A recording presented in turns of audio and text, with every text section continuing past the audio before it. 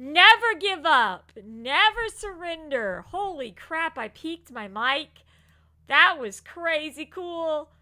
I don't know why I peaked my mic, but I'm refusing to give up. We are gonna play this game today, period. I'm done. I'm done with the technical difficulties. You're done, computer. You're done with your technical difficulties. Done. Gone. All gone. No more technical difficulties. We're gonna play this game. We're gonna have fun doing it. For crying out loud. How dare you, computer? How dare you? I am live now again. Third time's the charm, I hope. Holy crap, I hope. The disrespect. The disrespect of the technical difficulties that I just dealt with over the last 40 minutes is ridiculous. The FNAF movie was fun. I liked the FNAF movie. Alright. Members of the press and our lovely audience, I bet you're all very excited for this announcement. I posted the playlist in the pin chat so that you guys can watch it from the beginning, can know what's going on. This is going to be a Lucian chapter. So, look forward to that. Should be fun. Lucian's one of my favorites. Totally not sus. I cannot believe just the audacity. And I'm legit practicing Infinity Concert March on the trumpet. You're gonna get to play at the Veterans Cook-Off? That's nice. That's right, never give up, Cat. Just what miraculous news does Professor Lucian have in store for us? Let's welcome him up here. Make sure it's all showing up on the screen. Everything is working the way it's supposed to. The snow grows bright on the mountain tonight, not a footprint to be seen. Hello, Orville. Hello, Cat. Hello, Starfay. Hello, Mango Ninja. Hello, Spider-Man Super Jake. And hello, Experience Blackout. The crowd erupted in applause along with snapping of shutters and flashes of light. Y'all hear the game music okay? Or the game sounds okay? Lucian stood quietly on the stage, a faint smile on his face, not as indifferent as before. He also had a deeply imposing air about him. With just a look from him, the venue fell silent. Good. I'm glad you can hear the game audio. Great. Okay. All that matters, never give up, never surrender. I've been wanting to play this now for like 3 months. Because it's a Lucian chapter. Of course I want to play it. Hello, everyone. First, thank you all for coming. It's my honor to stand here and announce that the new Regent is officially entering the development phase. Simp. I am a simp, Cloudy. Lucian is my favorite. I'm a total simp, and I know it, and I'm sorry, but Lucian is the best. We will be putting all our resources behind this in hopes of getting results as quickly as possible to minimize further impact. Oh yeah, that's Bill Rogers. This is Bill Rogers. He is really good at what he does. He also played Brock in Pokemon, and various Pokemon in Pokemon. He's been in a lot of anime. But no, his voice is so good in this game. I'm totally serious. I'm a simp over these anime boys. And this dude right here, this is my new hubby, okay? The one that I refer to as Daddy Tom. Yes, it means squirrels in my pants. Totally. His words were simple but full of confidence and a kind of pride. The members of the media were swept off their feet and bursting with questions. There's talk that you've halted all other work to focus entirely on this Regent. Do you think this is the thing you should most be doing right now? Far Cry is super fun but also kind of messed up. Yeah, I can see that. Nah, that's crazy. I totally don't simp over these dudes. Of course. Choice is made not by what's best, but by what's most needed, as this regent is. The rest of the medical community has been unable to make progress on this problem. Why are you stepping forward now? Do you think you're better than the rest? Lucian lifted his eyebrows, but ignored the provocation in the reporter's question.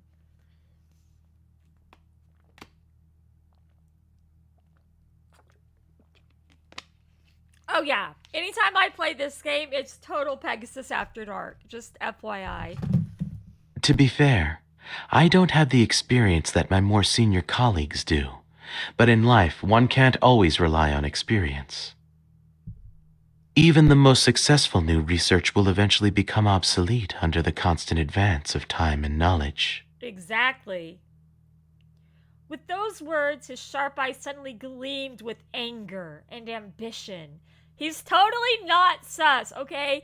He totally didn't tell us that he lied to us the whole time about being in love with us and caring about us, okay? In the crowd, a man wearing a hat suddenly raised a hand. Lucian gestured for him to speak, and a microphone was passed to him. You gonna sit in my lap, Luna? You can sit in my lap. Come on. Yeah, there you go. Get all comfy. Victor is not sus. This is Lucian, too, by the way. He's definitely not sus. Lucian is the best character in this game. Hello, Professor. My father was put in the hospital yesterday because of the flu. He told me if he doesn't get better, he'd be willing to come be a test subject. No, not everyone is sus. Please help me and tell him he can't. After that, the whole place was silent for several seconds. Everyone exchanged knowing looks and then pointed their cameras back at Lucian. Lucian thought for a moment and walked to the edge of the stage. I was quite anxious too and reflexively pulled my recorder pin out of my bag. The silvery gleam flashed in my eye, and those 2 scratches on the pin made my heart shrivel.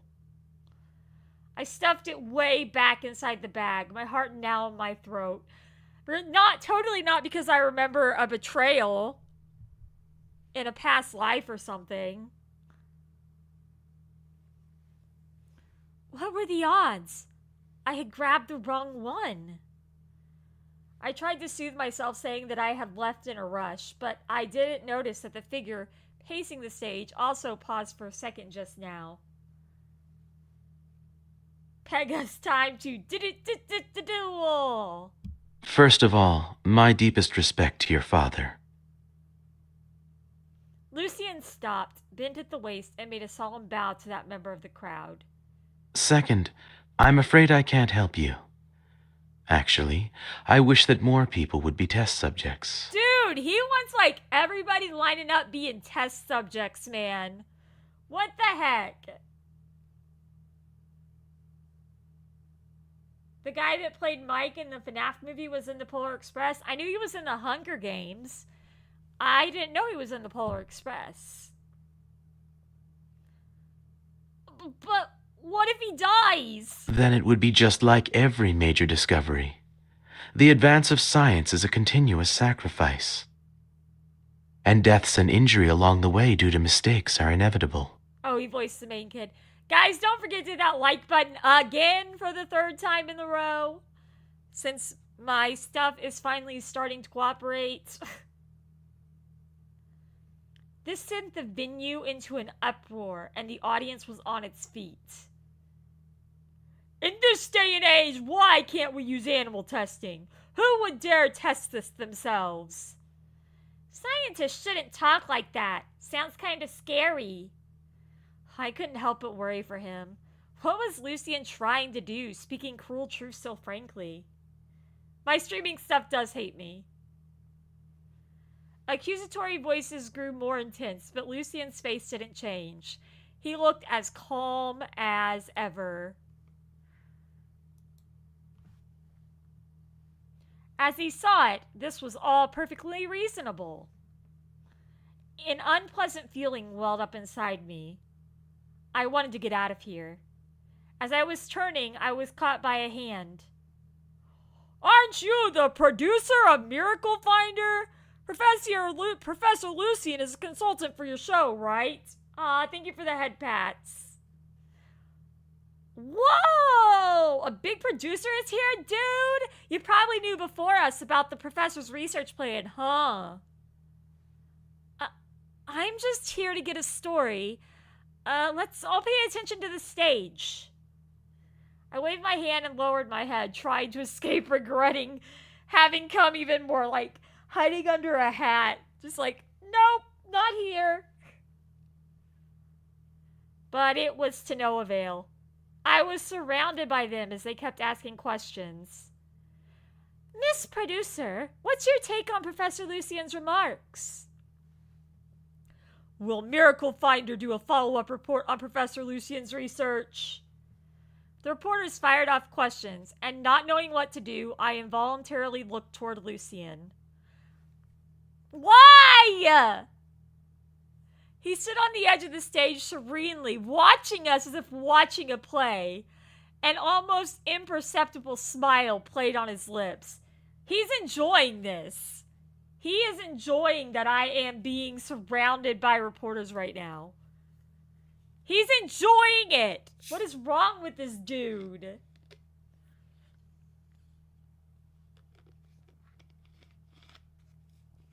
Oh my gosh. He definitely has the prey predator thing going on, plus the daddy dom thing going on. Cheesy Pete. More than embarrassment. I felt anger, both at Lucian and myself. I'm sorry, but I can't answer these questions. Professor Lucian and I just have a normal working relationship, and in the future, Miracle Finder will have a new program consultant. Please, everyone, let's focus on the press conference. Sorry. I said this in a huff and prepared to turn and go when behind me came a familiar voice. Oh, great. Miss, perhaps you are disappointed in my research or my remarks just now. Why is he always sneaking up behind me? Go away, Lucian. Oh my gosh.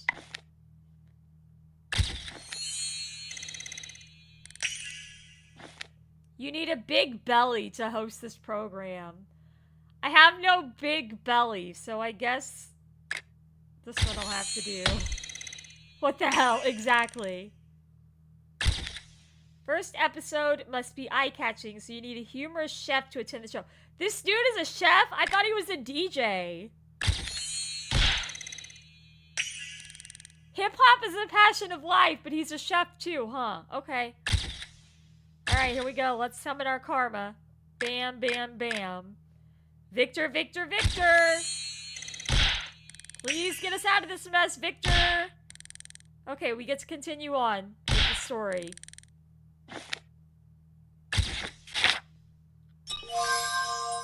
I think it probably was worth the wait. Copying blindly, neither fish nor fowl. This drama tells me what riggedness is. Okay, end. Yeah, sure. I froze in my tracks as my heart jumped up in my throat.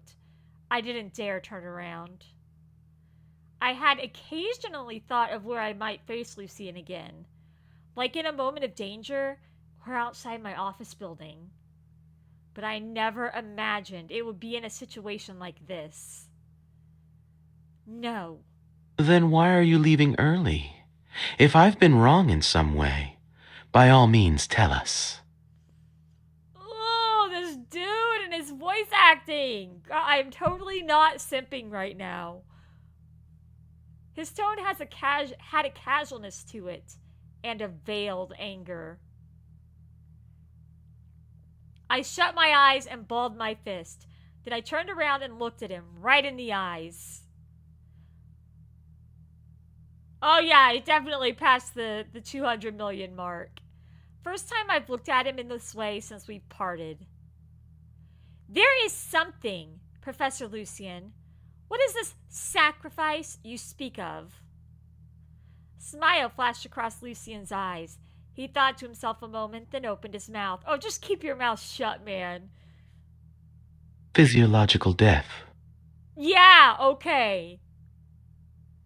That is to say, sacrificing a few for the greater good is normal. Yes? You are conflating concepts. But yes, I personally wholeheartedly agree with this statement. The reporter snapped pictures of Lucien and I eagerly. A spat between work partners would attract more eyeballs than a science press conference. I can just see myself as the character in this right now, looking at Lucien just with my fist balled up and just this angry look on my face, like the classic trolley problem. Choosing left or right will both land you in a moral quandary. oh great, now we're talking about the trolley problem. The trolley problem meme, yay. But in reality, whether it's for societal advancement or not, many people will be eliminated for a variety of reasons, by death or other means. That is awful. That is awful. So whether we want to face it or not, survival of the fittest is an eternal principle of existence. It's what keeps humanity going. Oh, He spoke measuredly as he looked at me. How stupid was I? Had I actually forgotten? This was always the belief he was pursuing. In your eyes, life is just that capricious? Lucien took a step toward me, a menacing look in his eye. Oh, don't give me a menacing look, yo. And what do you think would be more just? I worked up my courage, straightened my back, and solemnly said, to respect every life. There are too many people struggling in this world. Maybe you didn't notice, but there are hospitals full of critically ill people. They may be in unresponsive comas, but their consciousness still clings to life. Kids in foster care, the broke and homeless, they're all struggling to survive. It's what every person desires and deserves, and you can't strip that from them. The venue fell silent for several minutes. Lucien stood on the stage looking quietly at me, his eyes harsh and probing. You have a point. Wait, what? He turned and walked to center stage, took a pen, and wrote a few words in big letters. They were politics, war, and salvation. So he literally just dropped the argument. What?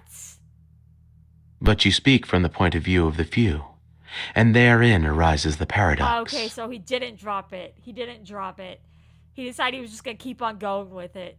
People cannot think in purely logical terms. That is a property of the divine.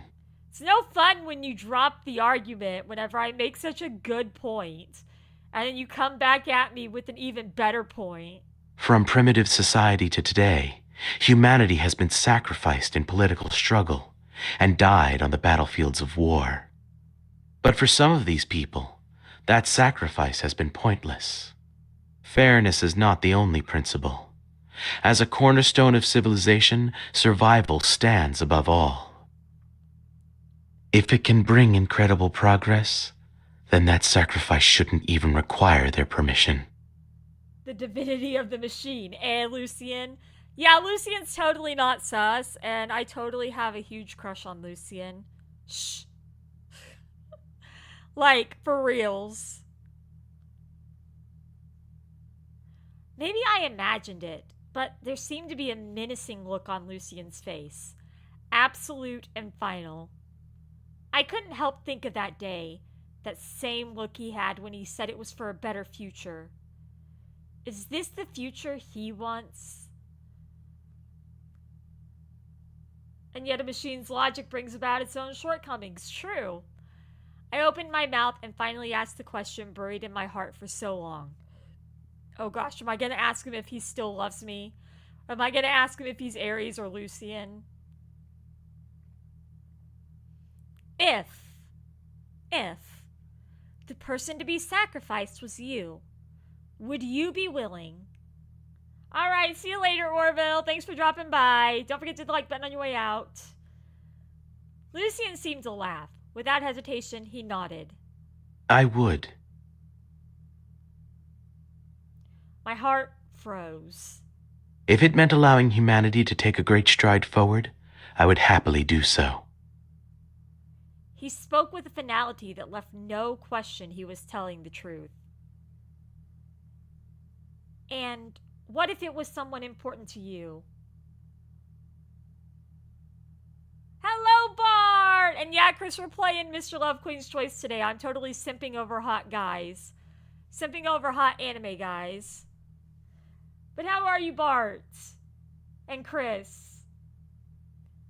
And what if it was someone important to you? The way the question came out surprised even me. I kept my eyes firmly on Lucien. I didn't know what kind of answer I was hoping for. He'd already made himself so clear. But Lucien just looked at me. Then, thin lips perking up slightly, as if sneering at my foolish question. Ayo! How you been, Chris? Time seemed frozen. From this far apart, I couldn't catch the subtle changes on his face.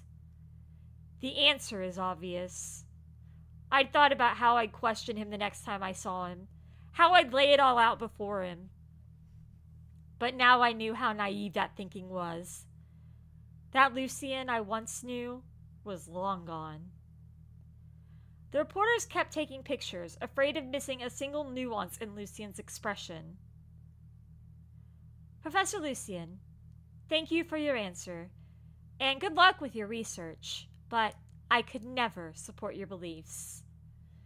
Because in my heart, there's something that will always trump survival. I closed my eyes, wanting to hide the disappointment and pain. Then I strode out of the venue. The sound of countless shutters clicked behind me. I could already predict that the headlines tomorrow would be about our clash here, but right now I didn't want to bother with it. Oh boy. Before I do anything, let's see if we got any new moments. We got a ton of messages I need to read through. We've got some news. Ha! The news about it! Oh, nice! Friends to foes, confrontation at the press conference. Author, the handsome Finman, I guess? At the press conference on the new Regent, Lucien, the famous brain scientist, made comments on the recent rampaging flu, saying sacrifice is necessary and support human experiment, which led to the panic of the audience. After hearing this, the producer Miracle Finder. Your funny side can fall off? No! Disowned and enraged Lucien. The former partners confronted one another like foes with tongue lashings. I actually think this kind of confrontation is quite exciting. Is this Lucien a terrorist, or are scientist ideas always that terrifying? In fact, Lucien also made a fair point. Human experiment is the most efficient way at this particular time. Isn't it a bit too much? I love how it keeps up with the news and everything as you go through the game. And you get calls based on the chapters you're on and things like that. I need an accomplished scripter to write a complicated and unexpected script, okay? Liz's script is awesome and deserves an award. You need a careful person to check if all the props are right in place. Lena finds out all the misplaced props, and the program is well received as a result. And now I'm summoning my karma. Victor, Victor, Victor! But now we're looking more towards Keto. Can I get little buddy's number? I don't know.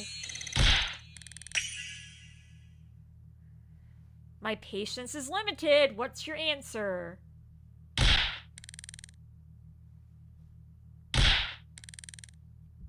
Do you know what this rose implies? Cool. 2 stars. My favorite show. I watched every case for 3 or 4 times. Oh my gosh.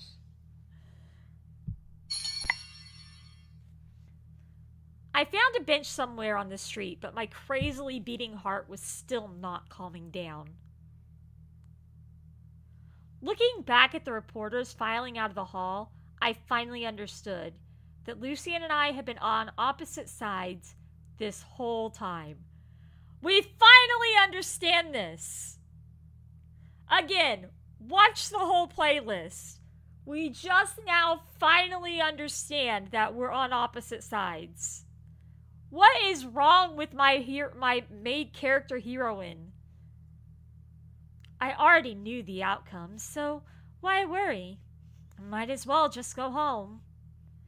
As I put away my camera and cords inside the bag, I once again reflexively felt around inside.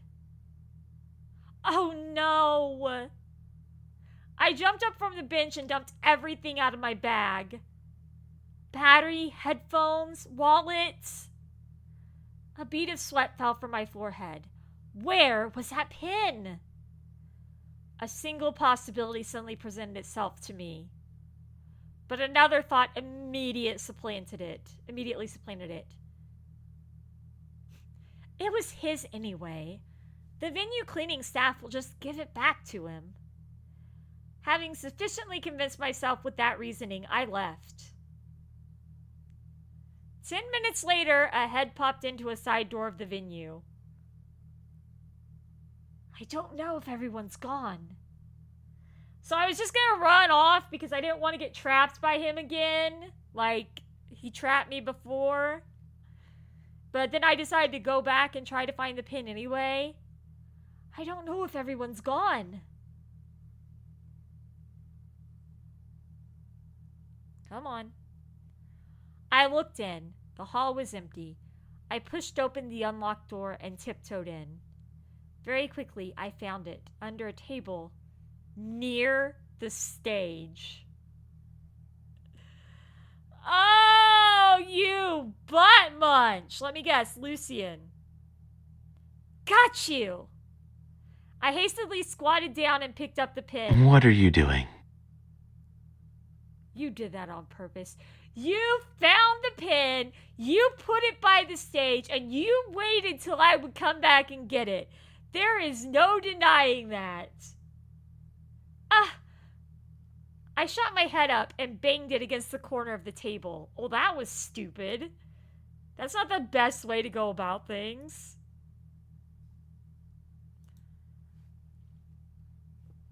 I clutched my head in pain, and the metal pin rolled away, stopping before a pair of black shoes. Then I saw a slender hand daintily pick it up. You came back to find this? But not for the reason you think. He looked down at me, a playful look on his face. He's holding this above my head like, ha ha, I have it, you don't, nanner nanner boo boo. I breathed deeply, clenched my fist, and strode up to him. Yes, is that okay? Smile flashed in Lucian's eyes, then he raised his eyebrows and held the pin out in front of me. Don't lose it again. I reached out my hand. That sunny late spring day suddenly flashed before my eyes, and I started to regain my composure. Maybe I shouldn't have come back for it.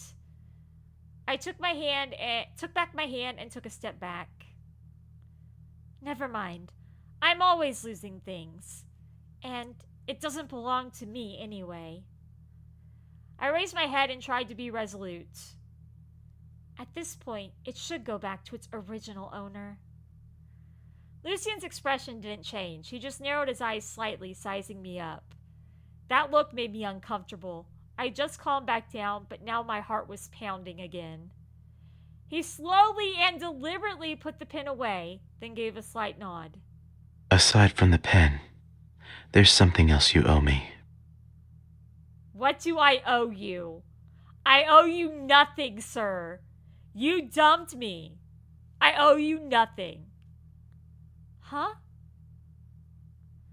Lucian walked up to me, blocking my path. What? I can't. He's not going to let me run away. What? The frick, man?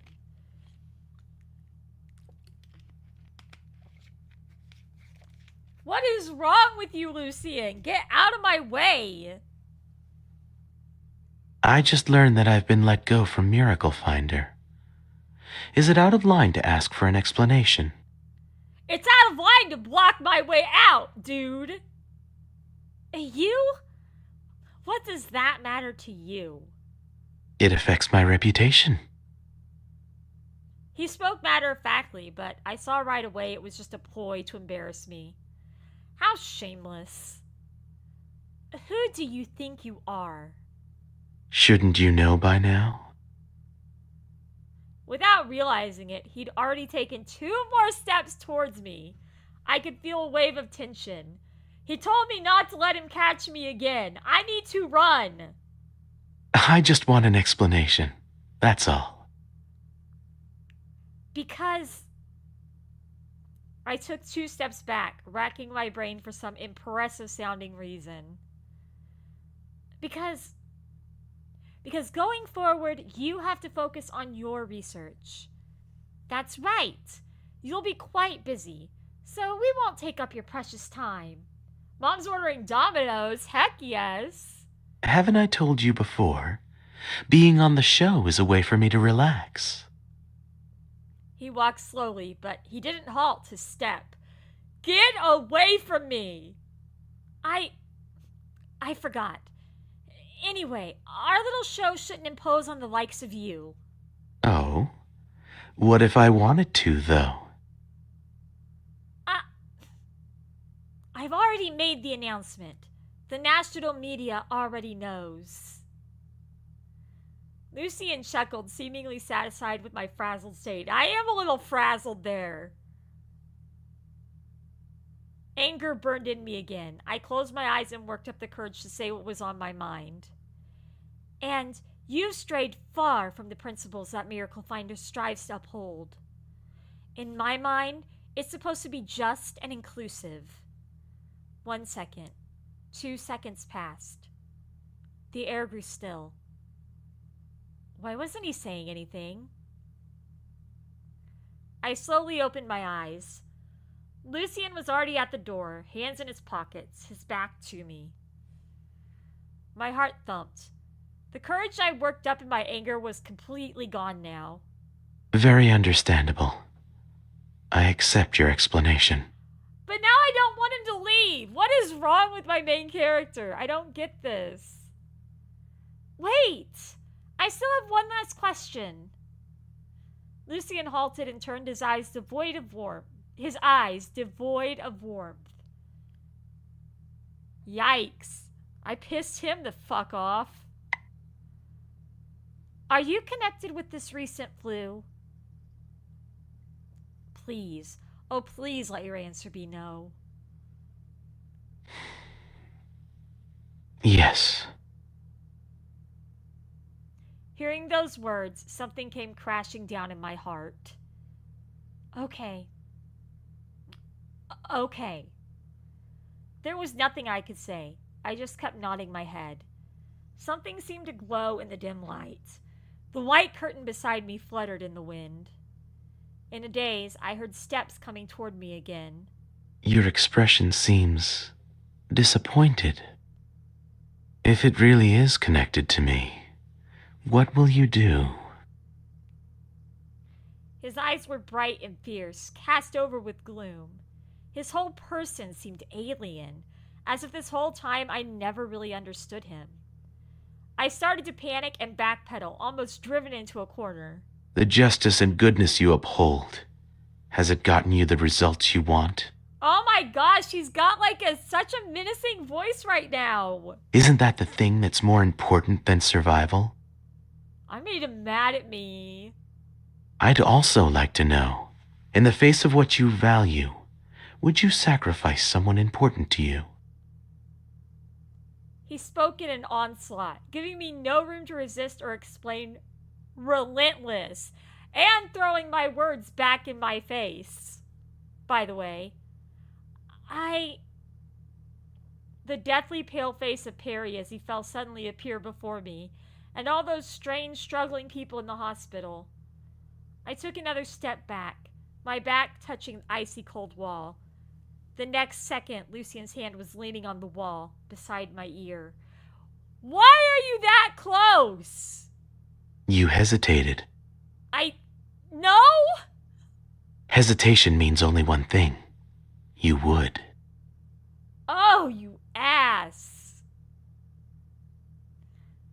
The look on his face when he said that, too. He continued to draw closer. A light flickering outside the window was piercing. I couldn't keep my eyes open much longer. Suddenly, hello, cool breeze! There was an almost imperceptible noise, the sound of a leaf falling from a tree branch. A flame danced in Lucien's eyes. Before I could react, a strong force pulled me. I tipped over, falling into the arms of Lucien. The next second, an intense golden light flashed rapidly before me, dashing off to my right. Before I had time to cry out, Lucien was holding me tight, one hand protecting the back of my head. A tension suffused the air. I could feel Lucien's entire body grow taut, menacing. How have you been, Cool Breeze? He stared outside the window, his face grave and dark. I stared blankly at Lucien. Only at times like this did I dare look in his eyes. Was I seeing things? An instant of worry and fear flashed in his eyes, as if he was going to lose something precious. I'm glad to hear you're doing good. But almost instantly, these feelings vanished. His eyes steeled over again, no hint of wavering. Even this close, I couldn't see into him. I found myself wanting to get out of his arms, but his hand around my waist held me even tighter. You... Don't speak. His voice was low, and his warm breath blew on the top of my head. I didn't dare move a muscle. The silence spread in the large room. Only my heartbeat raced on. Ba-dump, ba-dump. Why was my heart still beating so fast when the danger had passed? Chattering sparrows, a sultry afternoon, sparkling sunshine, and protection in time of danger. Hello, little turtle! Time seemed to have jumped back to a month ago when he was still Lucien. At that time, he was also holding me tight like this, protecting me. My heart suddenly turned to jelly. As I thought of what to say, the arm around me tightened. Lucien's expression grew distant again. I shuffled to the side and glanced at a deep hole in the wall on the right. Are you all right? Thank you for that. I opened my mouth, but the name Lucien still wouldn't come out. I was just ensuring your safety. My safety? Lucien fell silent, seeming to be thinking something over. My safety? Hasn't that always been your goal? Of course. I don't engage in worthless endeavors. That was all he had to say, and I understood. The last time we faced off, the people dressed in black also said to make sure I was alive. It was always like that. I am not playing Doki Doki Literature Club. I can't play Doki Doki Literature Club. So all those times he protected me before were also... I didn't dare think more about it. My only thought was to get out of there as far as possible. Now, answer my question. No! Lucien was still blocking my path. I couldn't see his face clearly through the haze. I was better that way. I'd rather be hazy than clear. I smiled, lifted my head, and looked seriously into Lucien's eyes. I wouldn't. A tear rolled down to the corner of my mouth, but I kept my eyes held wide open looking at him. If I had the gift of prophecy and knew all kinds of secrets and knowledge, if I had faith to move mountains but didn't have love, then none of it would count for anything. The truth of this world unfolds itself for people only through disappointment and suffering. Even if the light source is put out, I'd still try to keep my own shining.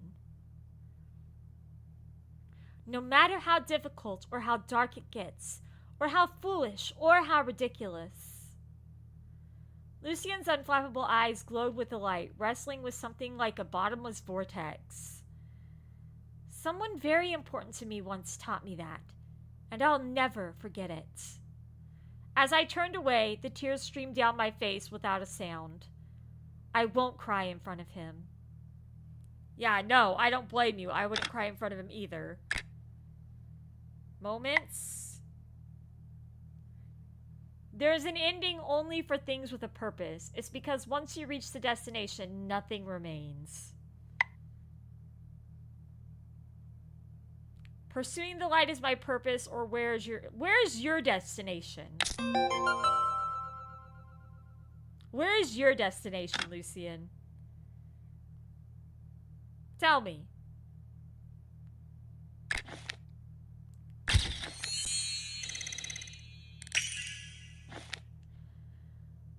Dark-skinned actor to highlight the brightness of the light bulb. Neither one of these are dark-skinned.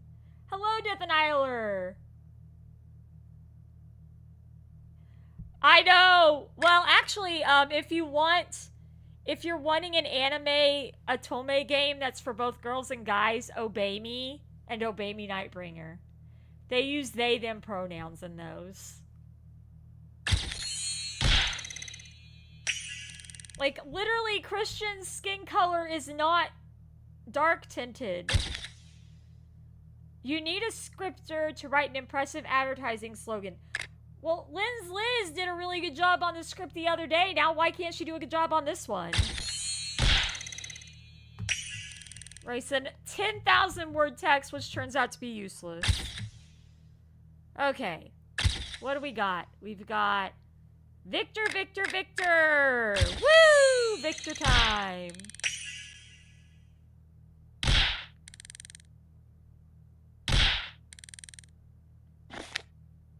Police. I'll go to buy this bulb later. Shaw says, I have bought it. I know who Shaw is. I don't think we've really met him well enough yet in this series, though. Alright, let's do this. You need a humorous script. Okay, so why is she a good scripter for some scripts and not others? What happened to the other script in the last one? You need a voice actor to make some laughter for drama. I'll be the voice actor because we don't have anybody else. Alright, here we go again. Just Victor. All the way through, just Victor. Gotta reach that white line so we can move on with the story.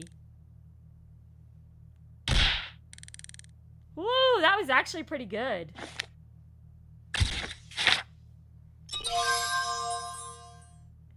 I see sincerity in this show, and I recommend you to watch it.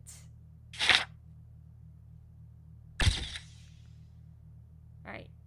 Oh, I got a thingy-majigger. Alright. So what are you saying, Lucien?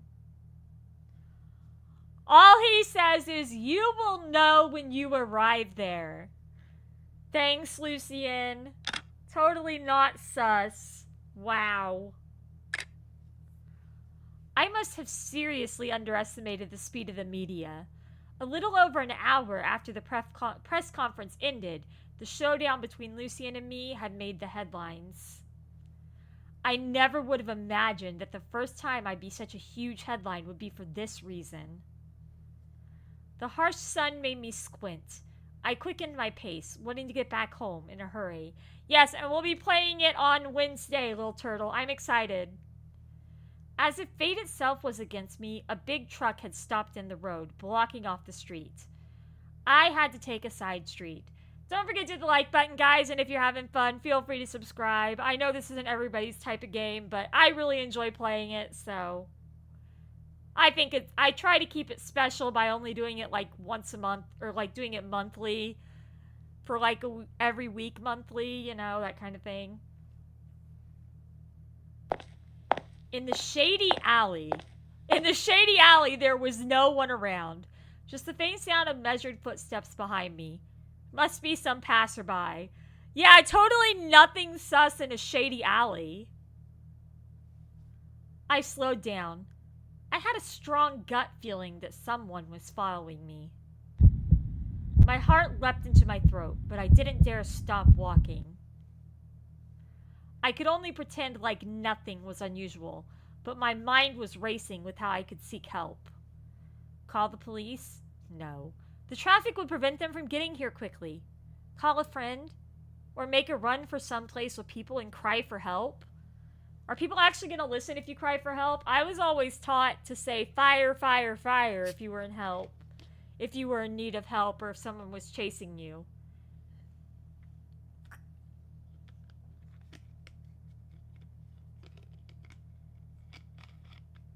That's what I was always taught.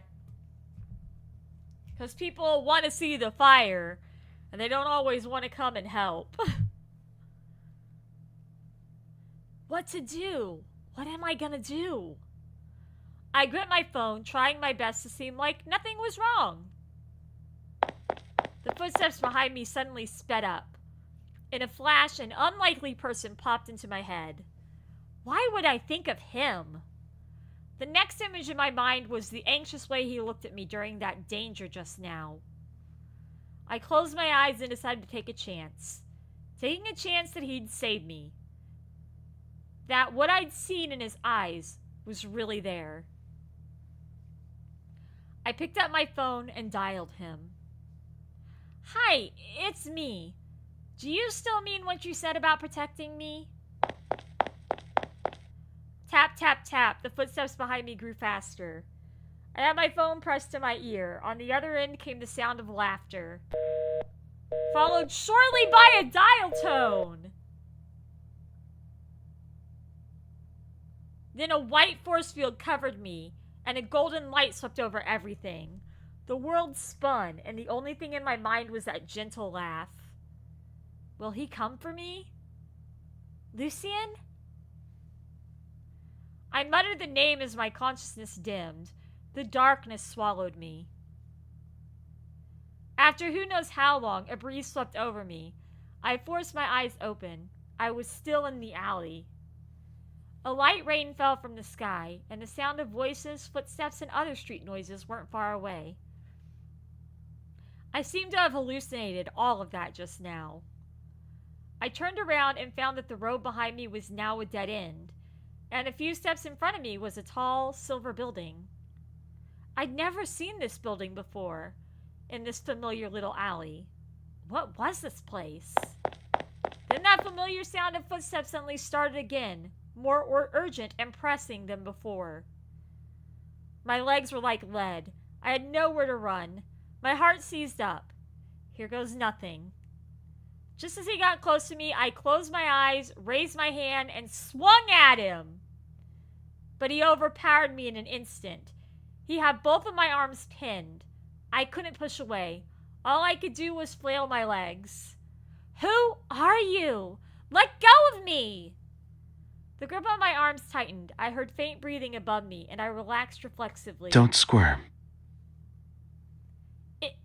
It was him. I looked up. From such a short distance, his face was a little blurry. Oh, now you're wearing black. What happened to your lab suit? What are you doing here? Did you really come to save me? I am a man of my word. Lucien released me, and I noticed that his hair was a little messed up. His impeccable clothes were spattered with rain, as if he really did hurry over to save me. He really did come. I started to feel choked up and suddenly didn't know what to say. Did I not believe he would come? Or did I not dare to believe he would come?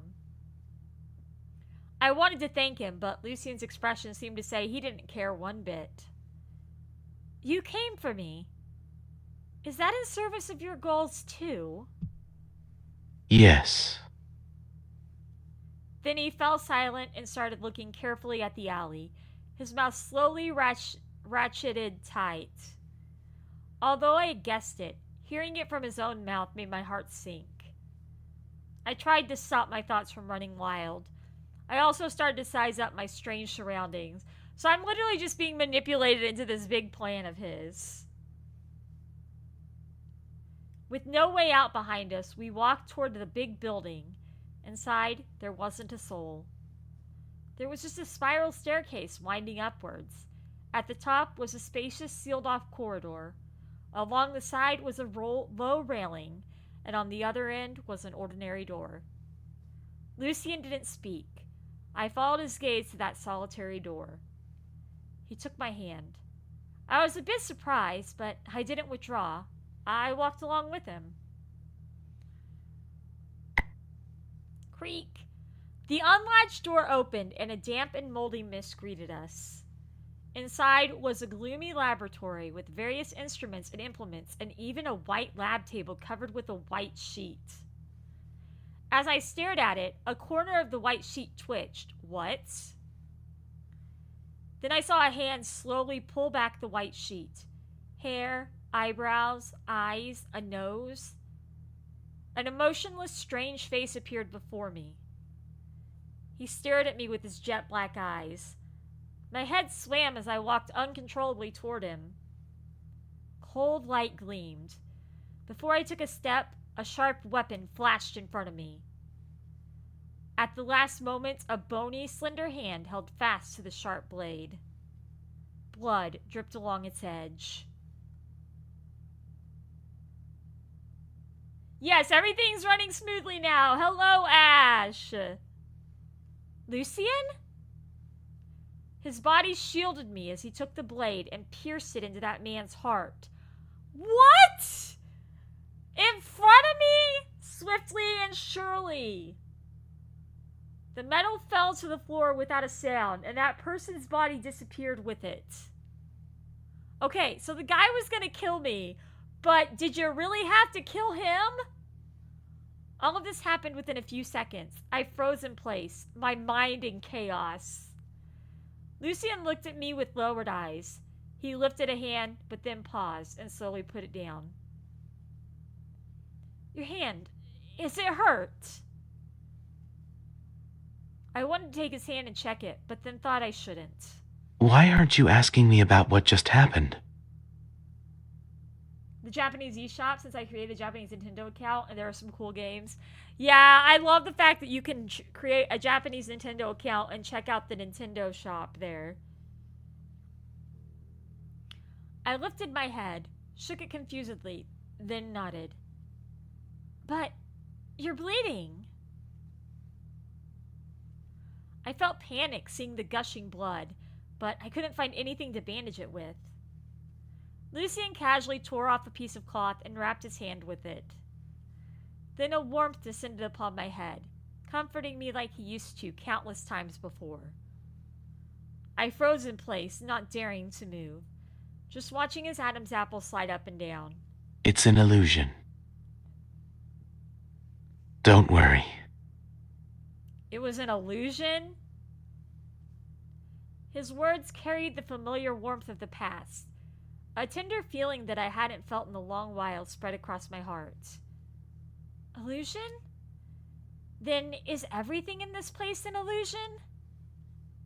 Lucien shook his head, then ran his finger across the ancient-looking, immaculate table.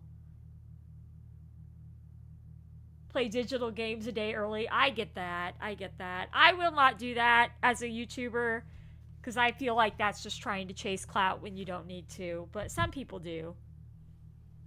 It's a dream world. What? I was speechless, thinking only about the last time and Lucien putting me to sleep. So, we're both asleep? Is this like the excursion last time? We're both dreaming? No. This is a consciously constructed dream world. Everything here is an illusion, including the attacker that the Dream Master deliberately concocted. but there is one way in which it differs from a normal dream. Yeah, but I still don't do that. I feel like that's just trying to get clout when you don't really need to. We are real. In that instant, an utterly terrifying realization surged up from the pit of my stomach. I looked in Lucien's eyes. He wouldn't attack me, and I wouldn't attack myself. So this place... So, this is someone else's dream? Yes, and we're not the only people here. A cold sweat broke out down my spine. This was absurd, but everything around me told me it was true. I looked at Lucien, and his face was as stern as the darkest night. If we die here, we die for real. Whoa! Oh boy, so this is like some Nightmare on Elm Street shit going on. Or we sink forever in the subconscious. Okay. In that moment, an almost imperceptible gloom flickered in Lucien's eyes. Subconscious? Yes, like a sea or a forest. No one knows. Goosebumps climbed up my arm. Sinking forever. What a terrifying existence. So, how do we get out? Poor queen. Did Ares not tell you? Only the Dream Master can come and go freely. The closed door was kicked open and 3 strange men entered, each with an S-shaped tattoo on their expressionless faces. Ares, after all this time we meet again. Lucien stepped silently in front of me. Don't chew on that. His mouth suddenly perked up into a sneer as he stared down the 3 intruders. Were you not expecting to see me? Oh gosh! His voice totally got different there. We're on orders from Hades to ask you both to come along, if you please. Lucien lowered his eyelids and stared at his fingernails as he spoke in disdain. Do you really think the 3 of you will see him again? That instant, a white force field sprung up, enveloping the leader of the 3. Before the force field in his hand had opened up, his face turned purplish red, and with a bursting sound, he fell to the ground, his eyes flowing with blood. I have not been keeping properly moist, but I have definitely not been an innocent streamer. Oh crap, I accidentally just... So, because it's a Lucien chapter, Moose. I'm simping all over the place. After some muttered curses, the other 2 weren't about to back down. They raised their hands together and an icy blizzard appeared out of thin air, heading for us.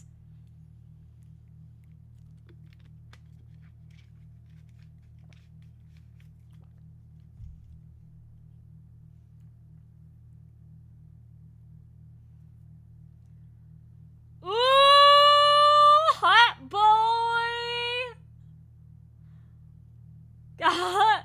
Lucien laughed coldly, his eyes gleaming.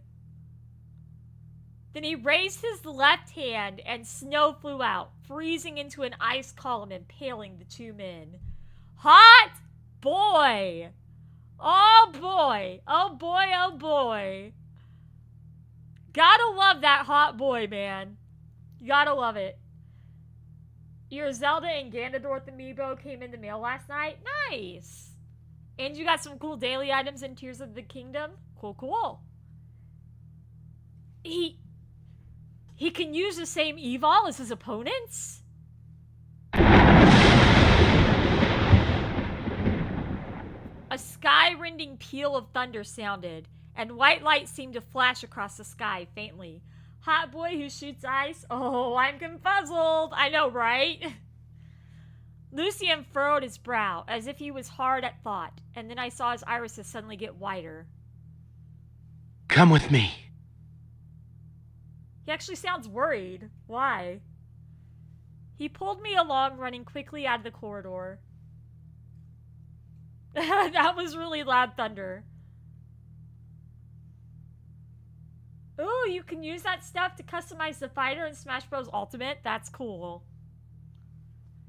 We ran down the stairs and along the last corridor. The building exit in front of us. Then for a moment, I seemed to see it distort and change. Lucien suddenly stopped and gripped his chest, his whole body trembling slightly. What's wrong? A look of pain flickered across Lucien's face, something I'd never seen before. Lucien? I didn't know why, but that feeling of unease within me welled up intensely once again. What just happened to you? Let's get out of here first. After a strained gasp, he returned to normal, took my hand, and kept running. As I looked at Lucien's face, I felt something was definitely up, but he didn't want to tell me. I never thought leaving this building would be so easy.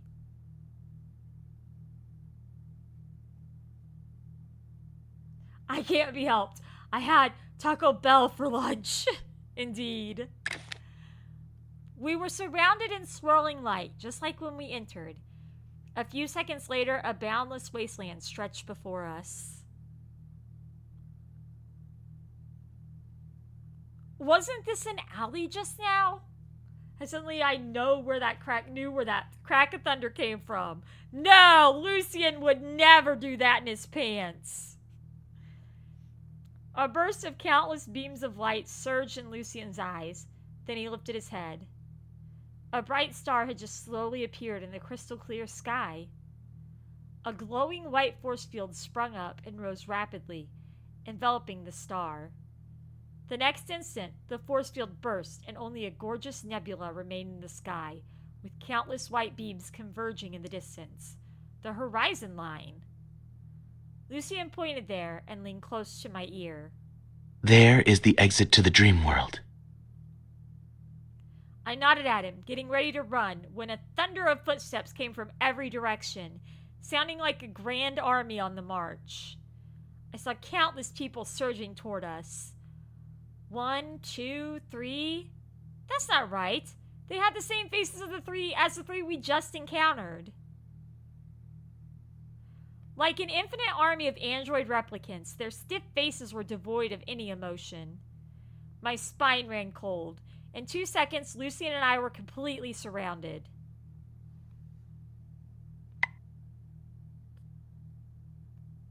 Can I please? Okay. So, I decided to do something silly today, and this is a totally Pegasusangel After Dark thing. Since we've decided that now Keto is supposed to be the love interest I'm pursuing, you can do some interesting things with the characters. How does this look feel? Huh? What are you doing? I really haven't eaten without you recently. He's like embarrassed. Come on, Miss Chips, it's so ticklish. Oh my gosh, it's so bad. Okay, anyway. Starting again. Kiddo is best boy, if a bit sussy.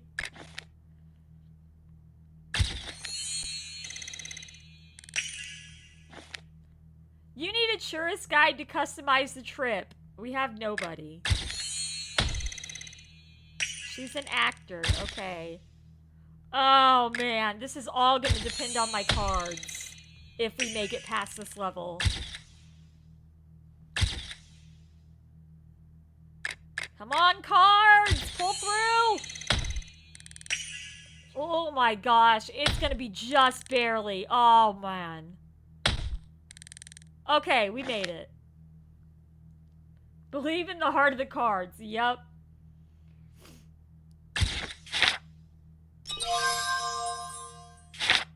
Tell you what, as a little extra after we finish this chapter, I'll do the most embarrassing card I have date for you guys, okay? Watch me blush and whatnot. Lucien wordlessly lifted an arm, protecting me in his embrace. His face was more grave and grim than I'd ever seen, with so many emotions in his narrowed eyes. Sorry, my shoulder's itchy. I could even feel a thin layer of sweat on his hand around my waist. Then he turned and leaned close to my ear. Can you still run? I nodded, not knowing what he meant. A faint smile played across Lucien's mouth, and then turning forward, the look of anxiety returned. You were well prepared. Truly remarkable, Ares. Path suddenly opened up in the crowd, and a man with a malevolent birthmark emerged. The fake smile on his face couldn't conceal the contempt in his eyes. Perhaps my disciples weren't enough of a shock for you. They've been trapped there for too long. Why does this guy look like Victor? Please don't let this dude be Victor. After all these years, I finally found them and brought them back. His eyes swept over the crowd of people, finally landing once again on Lucien's face. Waited long, have you? No, not at all. I knew today would be the day you come here and fall into my snare. That man gave me a curious glance, a look of regret showing in his eyes. Too bad. You were supposed to have no weak spots, Ares. Weak spot? What was he referring to? I looked in shock at Lucien. His face was still, but the stiller it was, the more I felt inside he was fuming with rage. Then he suddenly laughed, picking up a strand of my hair and playing with it between his fingers. You think the weak spots I let you see are really weak spots? Hello, FNAF King! Dude, Lucien can play with my hair any day, man. Yeah, you can, Lucien. Just grab my hair any day and just, mess around with it. I'll be a happy camper. What do you mean? Otherwise, how would you have shown your hand so soon? Before he'd finished, I could see countless pillars of ice blast off in every direction, knocking down every person all around us. The man's face instantly grew grim. He let out a yell, and another numberless horde bore down on us. And haven't you shown your hand long ago as well? Know this. Before I came, I went to see him. And what do you think I saw? He suddenly raised his arms and laughed to the heavens. The Hexagram Legion now has disciples of a fourth and fifth kind, and even more. Not just those that can use the 3 kinds of evil. He sighed and spoke lightly in an aggrieved tone. It's more types than you can handle copying. What will you do? As he laughed, the birthmark on his face became hideous and evil. Ares, you've been calculating this long, but it never occurred to you, did it? A cruel streak flashed through Lucien's eyes, and an ice pillar split into a razor-sharp blade, racing toward the man's body. His opponent was caught off guard and stumbled back, wiping blood from the corner of his mouth with a snarling smile. You thought it would be over that simply. Footsteps rumbled. We were surrounded by strange people again, with those tattooed, mask-like faces. So I guess now we know that Lucien's evil is copying other people's evil and using it against them. .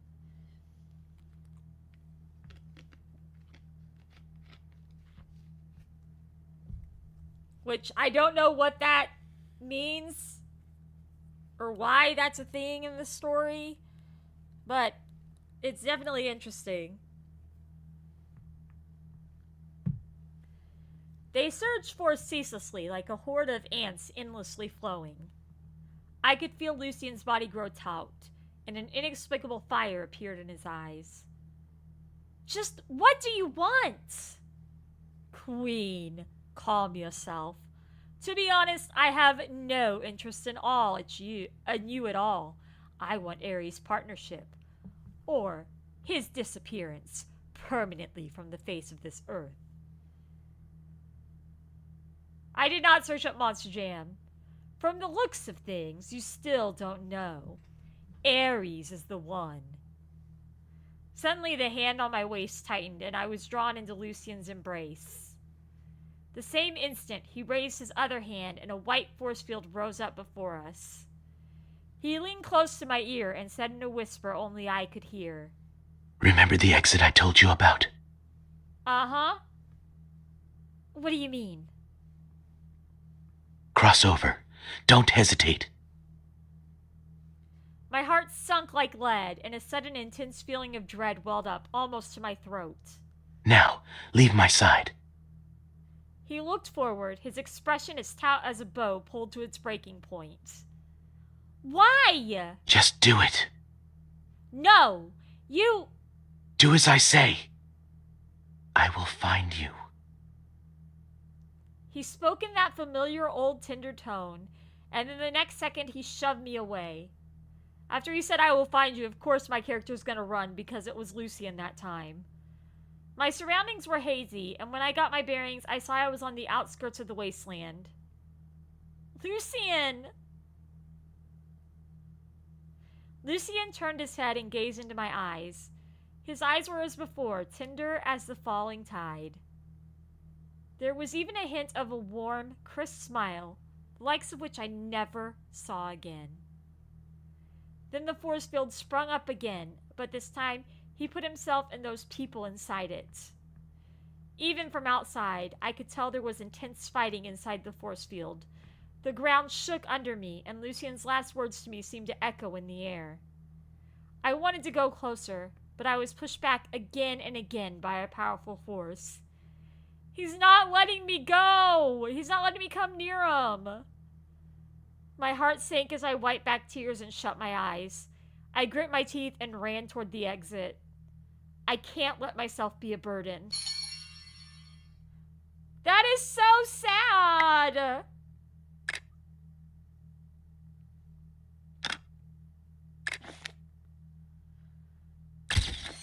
Alright, let's get this done.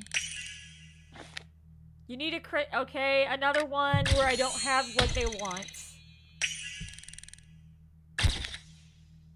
Oh, good. I got a brave person, man. Heck yes. That should get me pretty far. That should at least get me 2 stars. Especially with my cards. My cards are epic. Oh, man. Yep, we got 2 stars.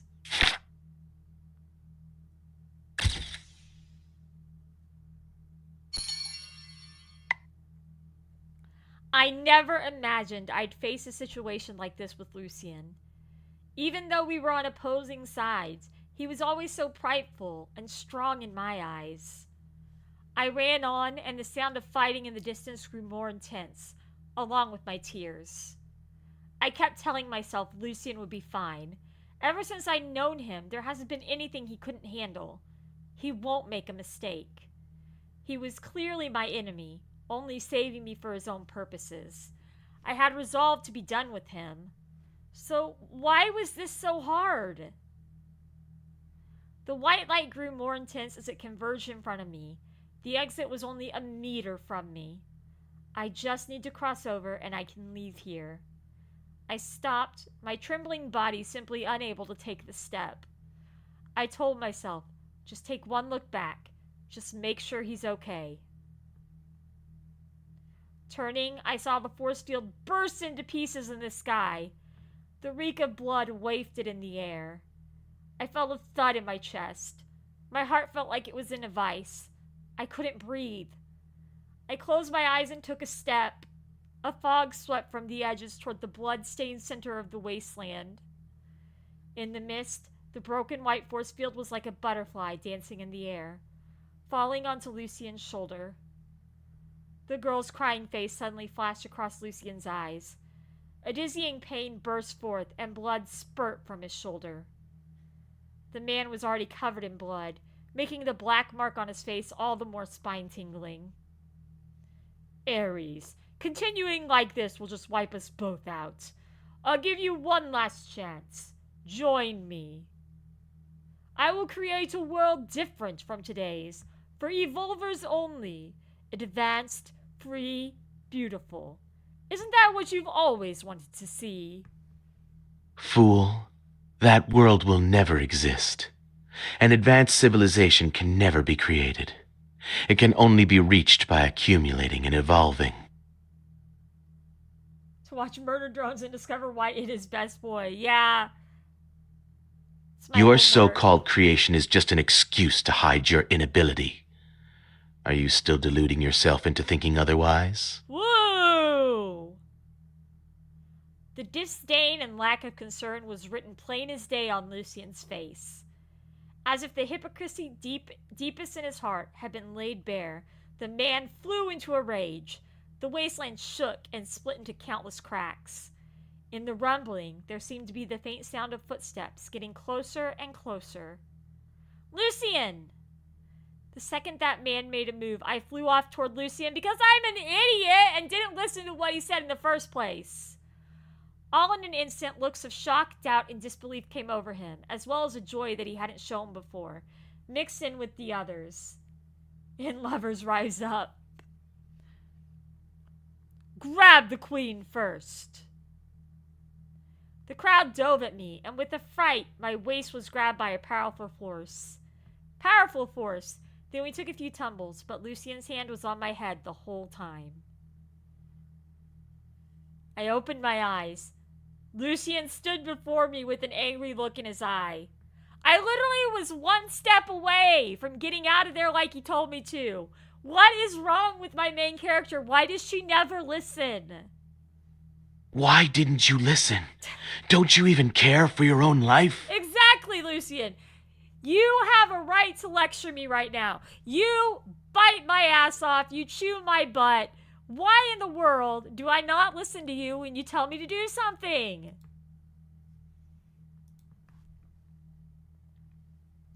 My head sunk. I was already low on strength, and hearing his voice, I suddenly got choked up. But then, I yelled at Lucien in a tone I never knew I had. Liar! You had no intention of coming to find me, did you? Lucien was a bit astonished. His mouth twitched a little. Every time you lie to me, this time I'm not falling for it. I'm sorry, but if I just go and let you take all the danger, I'll never be able to forgive myself. Even if we are enemies, I still want to prove to you that even in the darkness, I'll persist in my faith. I used up all my strength crawling up off the ground, freeing myself from Lucien's arms. The ground shook fiercely, the cracks deepening and crisscrossing. A roiling wave surged at us. Suddenly, I even saw flaming stars leap out of the cracks. Crack! The earth behind us cracked open again, as deep as a canyon. More people surrounded us and slowly started closing in. We were quickly running out of options. Ares, in 10 minutes I'll destroy this dream. You still have one last chance. The man spoke slowly with countless mask-faced disciples standing around him. Lucien's face couldn't be more placid. He wasn't even looking at the man. A fierce wind billowed my clothes, and a howling sound filled the air. Do you want to know my answer from the press conference? Yeah, what's your answer? Even though this is a weird time to be bringing that up. He held up my hands and smiled. A white moonbeam appeared instantly before my eyes, solidifying into a blade, striking at me. A split second later, there was a rupture, and a black liquid flowed from my pupil.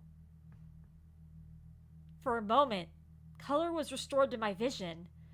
I saw a pair of bloody eyes flicker past me.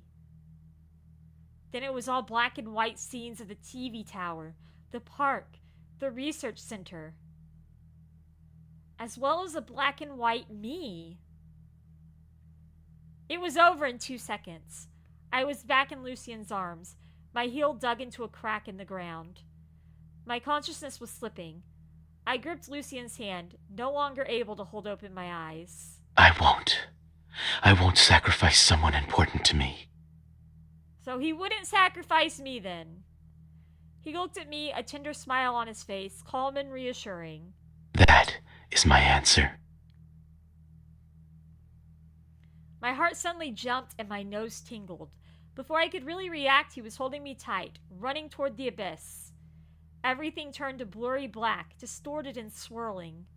A wave of heat almost melted me, and all I could feel was the crack over my head slowly closing up. Lucien said we'd die for real, or we'd enter the subconscious. Are we going to sink forever? Aw, I'm sorry. I'm sorry you have to leave, FNAF King. I hadn't yet asked the question on my mind. I hadn't yet heard his answer. Well, that was unfair. Making this decision without even asking me? See you later, FNAF King. I didn't have any more energy to think about it. Before passing out, I heard one last sentence. I didn't lie to you. Silly girl. Aww, he called me a silly girl. That's so sweet. Aww. And he told me he didn't lie to me.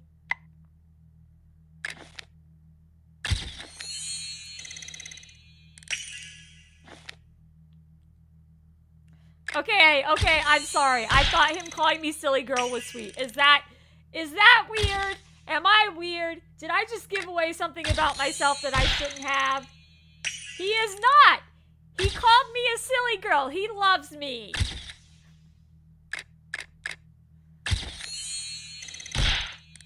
He loves me so much that he's willing to not sacrifice me. If the bed's sweet and silly. Oh gosh, speaking of, I saw a video the other day. Okay, we'll start with this one next week. Because we're gonna do the most embarrassing date card I've ever gotten. Alright? That's what we're gonna do. So anyway, I saw a video the other day. And they were talking about the adorkable problem. I sacrificed you. You know, the adorkable problem with Disney. And I started thinking, oh my gosh, am I adorkable? Because I don't want to be adorkable. I want to be cute. I want to be silly. But I don't really want to be quirky and adorkable. Like all these Disney princesses. Like, it's a big issue. Look at my boy. Look at my boy. He looks like he be a wolf. Alright, this is the most embarrassing date card ever. And so I'm going to advise, if you are not over the age of 16, you leave right now.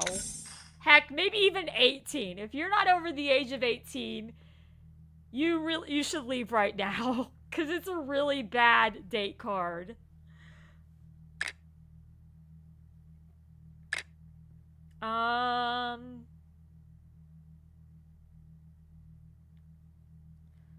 It's the most embarrassing date card ever. Like, I'm not even kidding. It's okay, we're on standard time now. Pegasusangel After Dark starts 1 hour earlier, true. But I'm telling you, this is it's so bad. Alright, here we go. Let's just talk about this lingering, let's just do this lingering date. Let's go. Early one morning, the tender dawn's rays crept in through a crack in the curtains. I blearily opened my eyes out of a dream, wiggling the rabbit ears atop my head subconsciously as I took a stretch. But halfway through the stretch, I suddenly realized something was off. Huh? I gently picked up a corner of the blanket and took a look inside. A soft, fluffy white foxtail was curled up under the covers, draped lazily over my waist. Why does he have a floofy... He's got a fluffy white foxtail and I've got rabbit ears. I wonder where this is going. Apparently, sensing my movement, the tail twitched and then nestled around my waist again. The air was suffused with the sweet scent of cedar and white tea. I couldn't help taking a few whiffs, and then my gaze shifted upwards. Lucien's eyes were closed, and his breath was even. He seemed like he wouldn't harm a fly, with his snow-white ears hanging limply atop his head. It had already been 2 weeks since the evolvification had swept through Loveland City, and people had gone from not knowing how to react to being totally used to it. I was also completely at ease with the presence of my rabbit ears, but the biggest source of happiness I'd gained from this incident was constant access to my pet fox. I tell you guys, it's the most awkward date card ever. As much as I love this card, it's the most awkward date card ever. If you are not over the age of 18, you might want to book it out of here. Hello, Panda! Oh dear. I told you, it's the most awkward date card I've ever gotten in this game. His fluffy ears and bushy tail were both sleek and warm to the touch. There was also Lucien's particular cedar scent that wafted in the air whenever his tail wagged. It does get saucy. I found myself Velcro gloves to come out along with heavy petting. My eyes are all red. I'm so sorry. I find myself helplessly enthralled by it all. But compared to my enthrallment with his foxy scent, Lucien was always more reserved. When I pet him, before I got halfway, he would turn around and scold me for tickling him. With the aroma of white tea wafting around my nose, I felt the urge welling up in my heart. I cracked a knowing smile at the tail before me.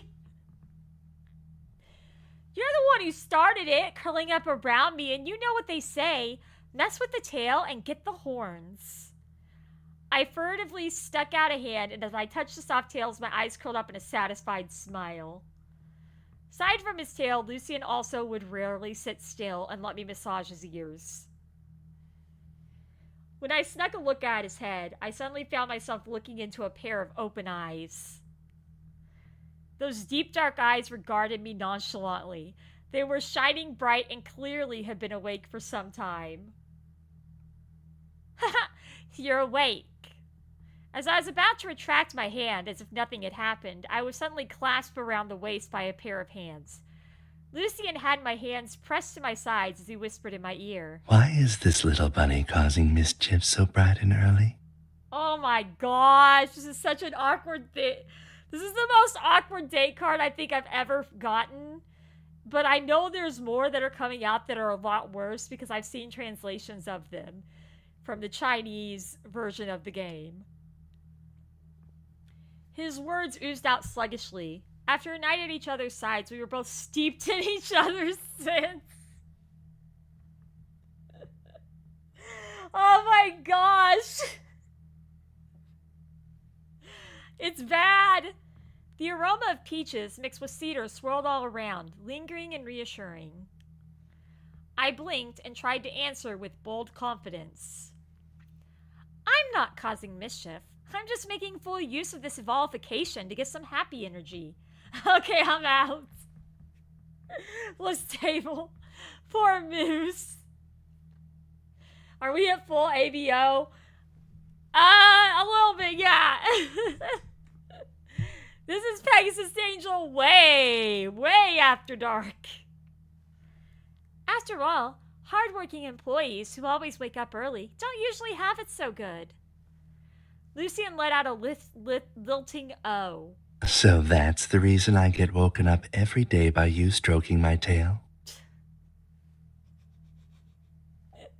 Oh my god! I let out a cough. Suddenly glimpsing the snow white ears swaying at me atop Lucian's head. But actually, when I'm petting your tail, you enjoy it too, right? How else do you explain the ears on your head swaying back and forth? Hearing me say that, Lucian not only didn't deny it, but his ears swayed even harder. Yes. After all, one of the changes this evolufication has brought is that people are less able to resist the allure of people they like. So, yeah. As he matter-of-factly explained, his eyes locked onto my own. My ears started to quiver all on their own. The sweet aroma on his body seemed to be drawing me in still. Just as I found myself scooting closer to Lucian, the lingering shred of reason snapped me out of it. Oh yeah, that reminds me. It's Saturday today. Didn't you say you were going to go check out Cloud Cafe with me? Time to get out of bed, Professor. Hug my stomach. Are you sure you want to enter the next section? After a 30-minute drive, we arrived at a peaceful tree-lined alley. At the end of the alley was a cafe with a wooden sign out front, which had the words Cloud Cafe carved on it. From a distance, we could smell lots of aromas. Sweet, bitter, sour. It seemed lots of customers had visited and left behind all kinds of scents. Wow, it looks really unique. I've made terrible choices just far. Can't quit now. Exactly.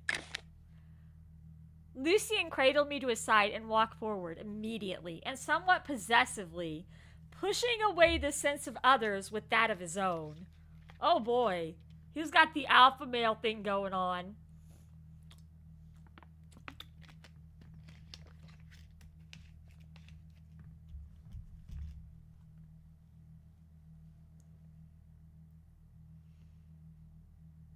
You'll see when we go in. Wait, what now? Also, hi. Hello, MKK. If you're under the age of 18, you probably should not be watching this awkward date that I'm having with Lucian right now.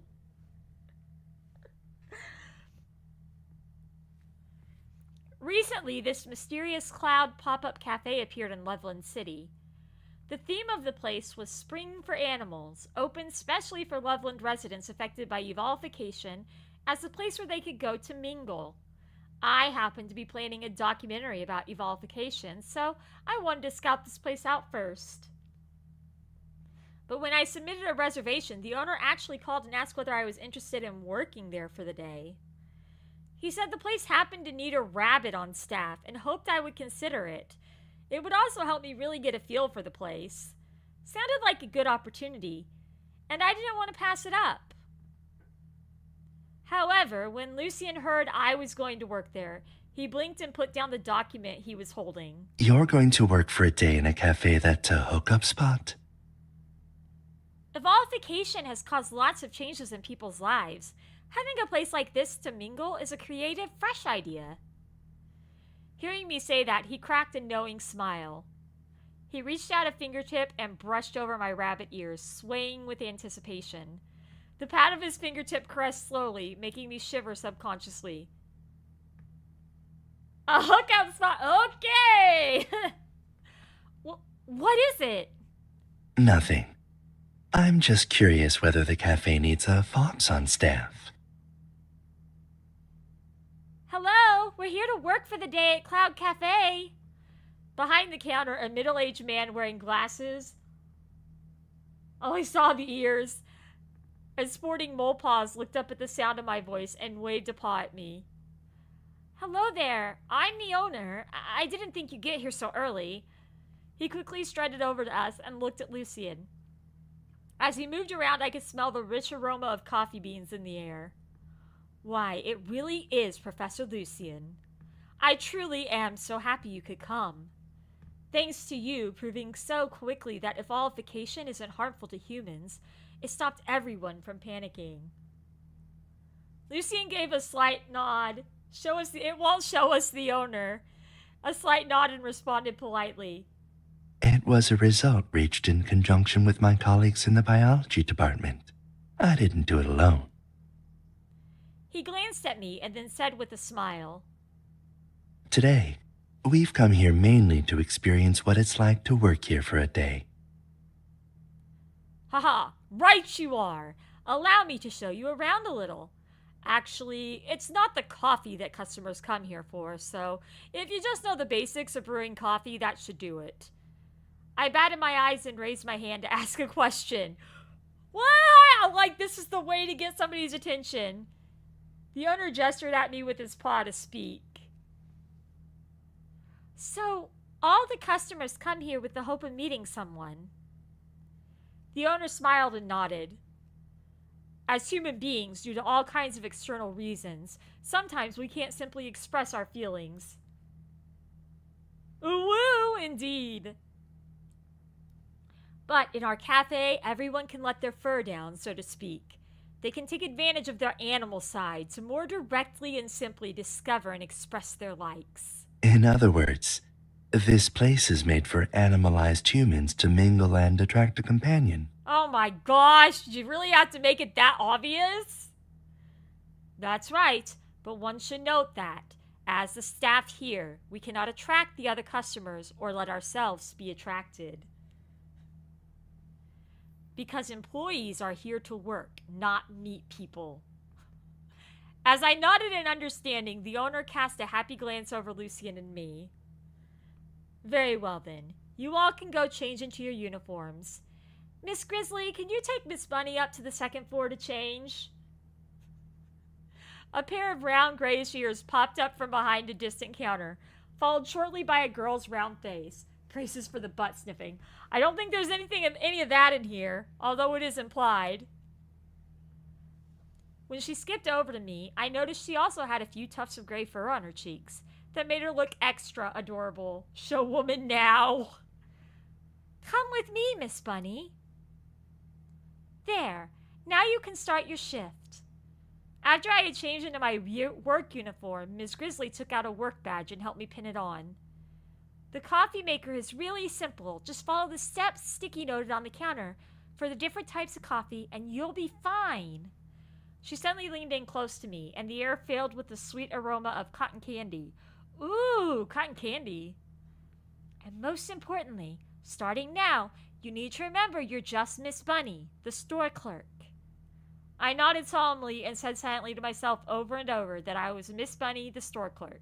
Miss Bunny, the store clerk.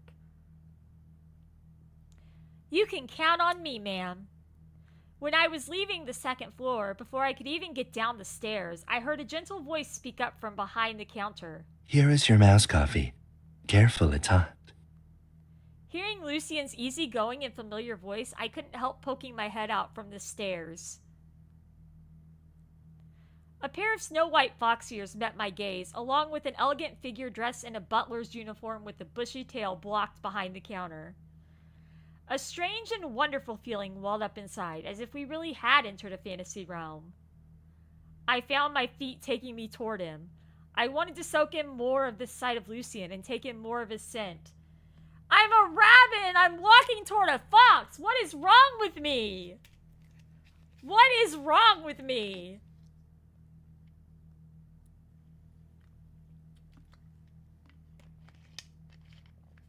But just then, he must have caught the sweet scent of peach in the air. With a twitch of his ear, he raised his head and looked toward me. Oh, why you gotta look so hot? Oh, look, they've even got the fox and the bunny. They've got a little fox and bunny in the picture. What are you looking at? I'm looking at the fox and the bunny. I'm looking at a fox dressed as a butler and serving coffee. No, I'm looking at these. I'm not looking at you. No. Whoops. Not you. This.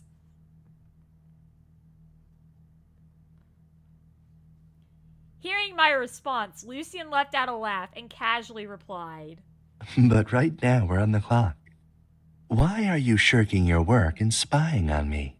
Sans Undertale, go into my eye. Also, your eyes seem to have your feet rooted to the spot. Sans on the lock screen. That's so... Yeah, I'm sorry. He is. He's my favorite. Lucian teased me good-humoredly, and I blinked and shook my ears, trying to sober myself up. You make a good point, Mr. Snowfox. Right now, I am Miss Bunny, not the Pegasus that Lucian knows. Lucian was a bit taken aback, but then a look of interest came over his eyes, and he spoke again. So then, Miss Bunny, can you serve some coffee to a customer for me? Are you sure you want to enter the next section? Section 3. After putting some clean glasses on the counter, I furtively stretched my back.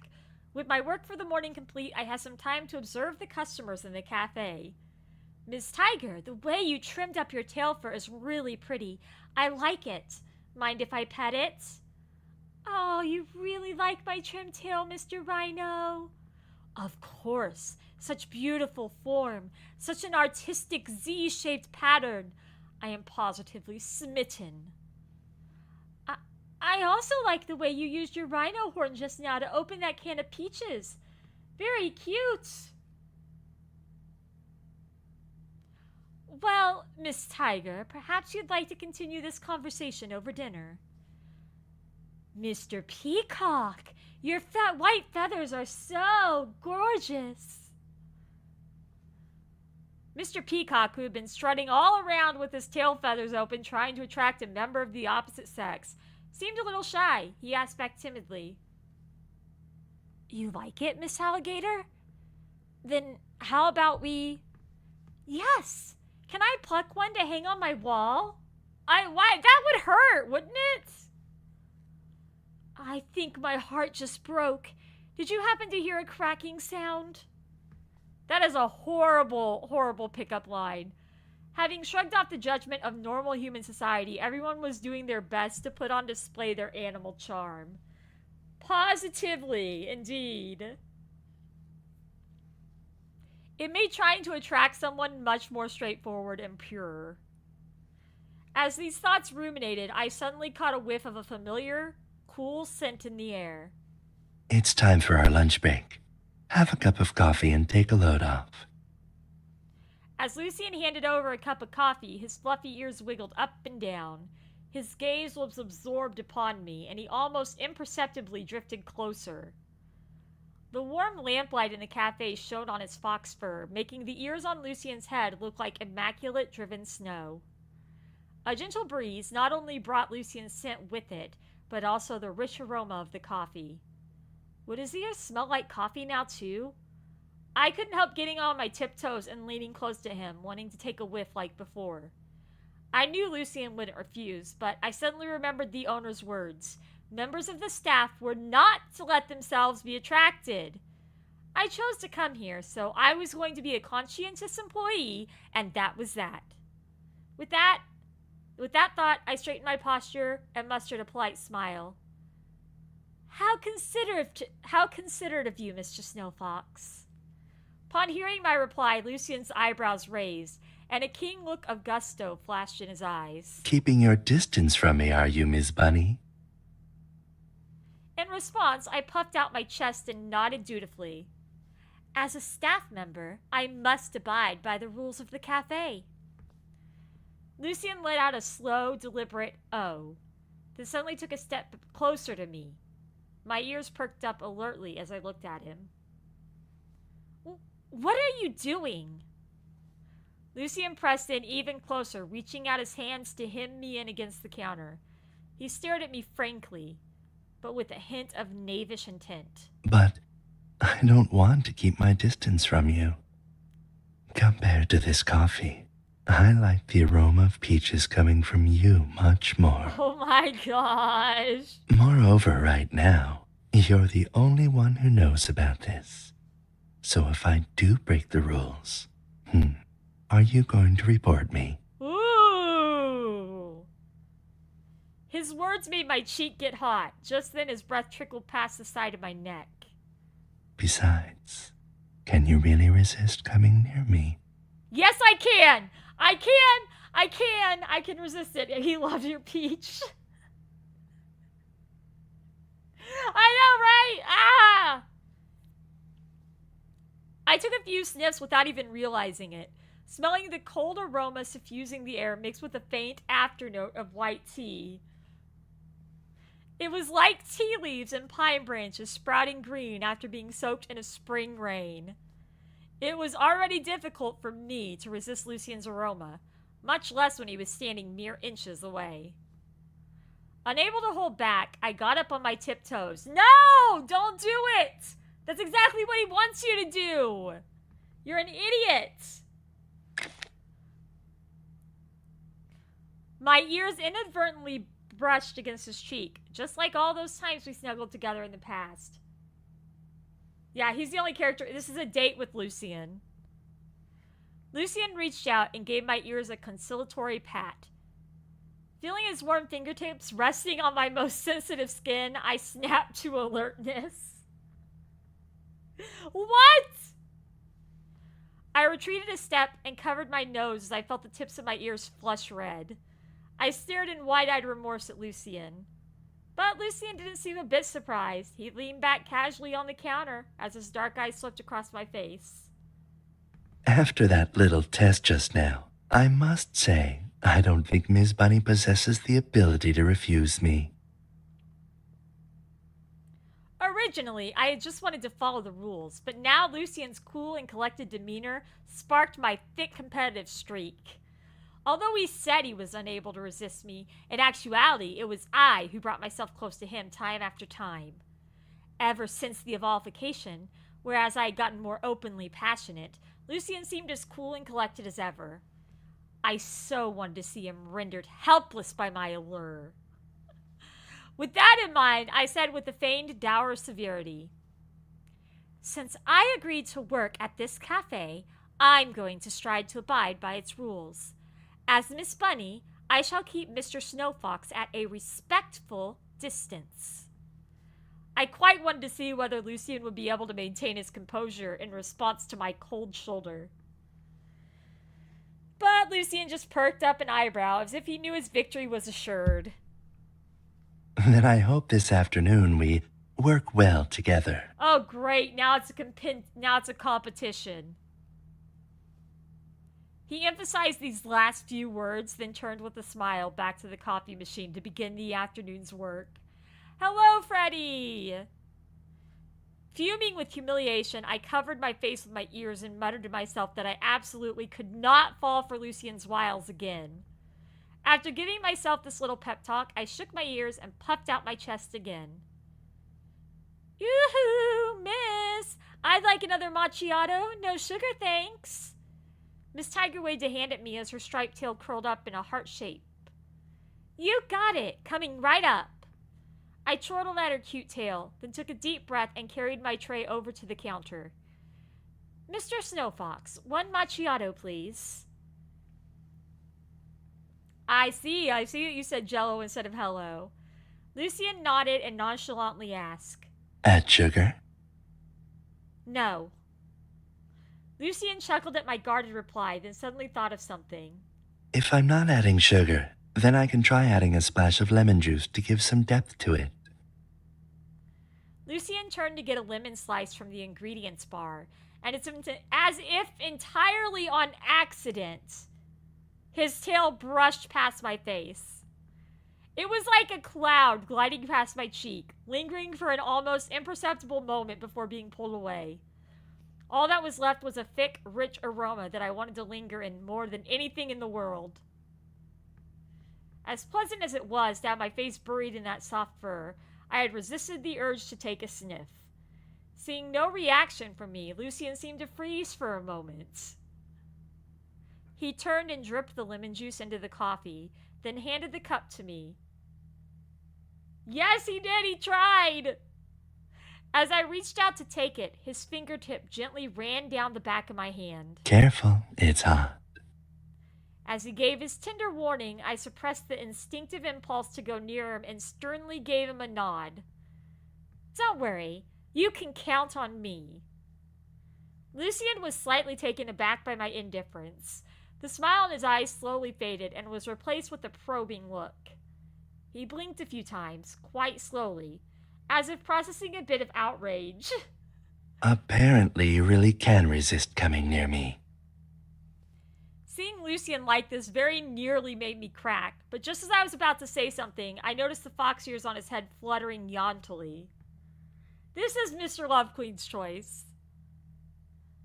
Of course I can resist the temptations of a conniving, big-tailed fox. With my determination, it was quickly time to end our shift. Lucien hadn't moved much the whole time, and now there weren't many customers in the cafe either. After cleaning up all the tables, I saw Lucien grinding the last cup of coffee. His movements were as elegant as ever, but the aroma of coffee couldn't cover up his own scent. So it's a long story. Since you've missed the whole date, you probably don't know, but apparently this evolvification thing has caused evolvers, which are the people with special powers in this game, to turn into animals. And so Lucien's a fox and I'm a rabbit. But sticking out like a sore thumb from the scene of grace and beauty was his tail, drooping listlessly behind him. Just as I was considering whether or not Lucien was using his tail to trick me, Ms. Grizzly suddenly waved at me. Miss Bunny, someone accidentally knocked down the open sign on our door. I need to go to the kitchen in the back. Can you get some ribbon from the cabinet under the coffee machine and help me tie it back on? I nodded yes, then followed in the direction she pointed to the cabinet. Lucien had his head down, and the heavy smell of coffee mixed with his own scent wafted over in waves. He didn't seem to have noticed my presence. I crept around behind him on tiptoes and managed to open the cabinet. But the ribbon seemed to have been stuffed all the way in the back of the cabinet. I had no other option but to dive in there head first. Even though my long ears got a little smushed in the cramped space with a little scrounging in the dark, I finally managed to find one end of the ribbon.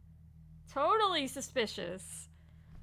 With mission accomplished, I was about to stand up when I felt my ears suddenly get tugged, causing me to wince. When I reached up to feel, I found that the ribbon had somehow wrapped itself around them a bunch of times. Ugh! These rabbit's ears are a handful. Letting out a sigh, I reached to pull off the ribbon, but bumped into a pair of slightly icy hands. Gee, I wonder who tied that ribbon around my ears. Let me help you.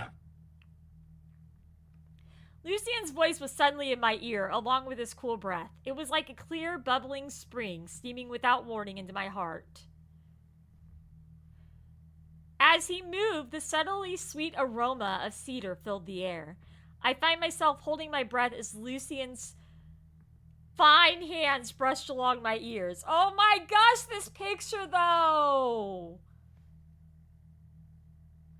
As his hands traced along the contours of my ears, every nerve throughout my body trembled under the caressing touch.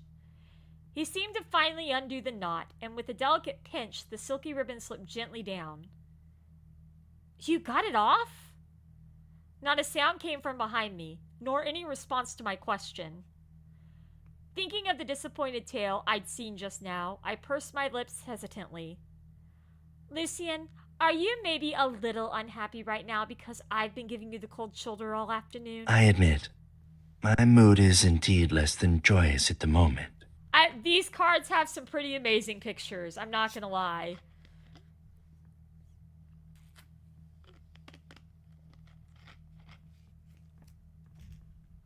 I'm going later than I normally do, but that's because I'm just going to McDonald's for supper, so. Lucien's slightly lowered voice fell upon my ear, and I could feel like my entire self was enveloped in his searing gaze. Ever since the evolvification, aside from growing ears and a tail and emitting a scent, Lucien didn't seem to have changed. It was always me who couldn't resist clinging to him more than usual. But now I finally sensed that he had been secretly hiding some feelings of his own. I had to admit, seeing him like this, unable to restrain his emotions and unwilling to let me go for even a moment, made me feel secretly happy inside.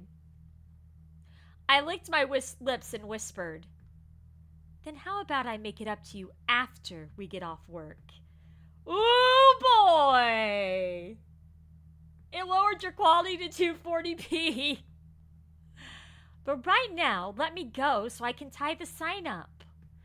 In this cramped and quiet little space, I broke the silence with a whisper out of fear of being noticed by the customers behind the counter.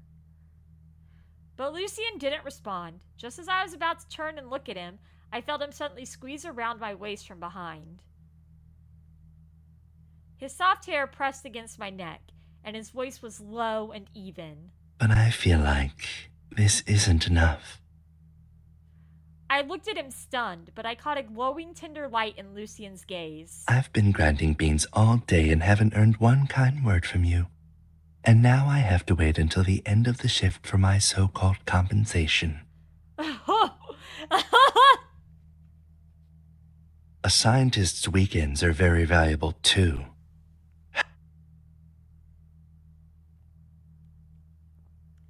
He let out a light sigh as if he was receiving extremely unfair treatment. He thinks his bunny's gonna hop to her sussy fox boy. Compensation, indeed. So you're still going to obediently abide by the cafe's rules? This sentence sounded more like a complaint than a question. He lowered his eyes to meet my gaze, silent and placid. I started to speak, feeling that my defenses were crumbling, and his eyes squinted, clearly seeing my wavering. I admit defeat in this contest of patience. So, can I have my compensation now? Lucien's low voice whispered right into my ear, making my reason disintegrate. I gave up any pretense of struggle and said resolutely, "Lucien, I surrender. There's no rabbit that could refuse a nibble of grass right outside its warren. And besides, the grass doesn't get any greener than what I've got right in front of me." Lucien's eyes swam with a delicate light, and the next second I was picked up around the waist by Lucien as I gripped tightly back on his neck. Just as I was about to say something, he suddenly put a hand over my mouth and raised a finger to his lips to shh at me.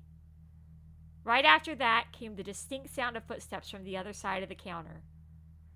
"Has the sign been tied back onto the door?" "Yes, I just had Miss Bunny go help with that. She's quite handy." I was so nervous I couldn't breathe upon hearing her say that.